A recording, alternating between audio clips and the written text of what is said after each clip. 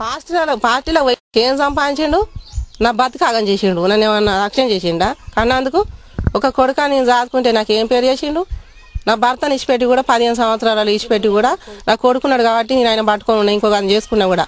అట్లా కూడా నా కొడుకు చేస్తాడుగా, రేపు నా కొడుకు నన్ను చేస్తాడు, ఆయన ఇచ్చిపెట్టి ఇంకొని పోతే గొప్పతనం అనుకొని కూడా నా కొడుకును పట్టుకొని పోదిస్తే కూడా నన్నే పేరు లేకుండా చేసిపోయి. నాకేం పేరు చేసిండు, ఏమన్నా బతుకమని పేరు చేసిండు, ఏమన్నా బాబు పేరు చేసిండా. కనీసం 15 ఏళ్ళు చక్కగా రాకముందుకే పార్టీ నాకేమన్నా సంపాదించి ఇట్లా పెట్టిందా, కొడుకు సంపాదించి పెట్టిందా.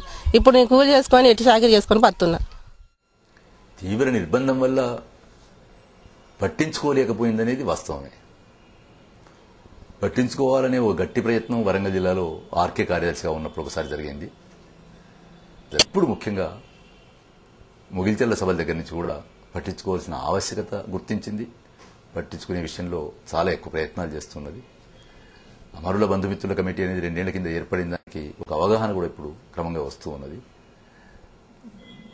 అయితే ఈ పట్టించుకోవడానికి కొన్ని మార్గదర్శక సూత్రాలు, పట్టించుకోవడం అంటే వాళ్ళ కాళ్ళ మీద వాళ్ళని నిలబడేట్టు చేయడం, వాళ్లను విప్లవ రాజకీయాలతో పాటు ఉంచడం.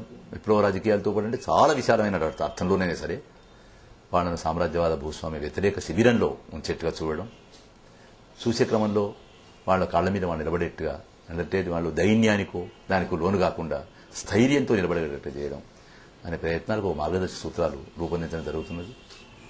పట్టించుకోలేకపోయిందనే విషయం వాస్తవం.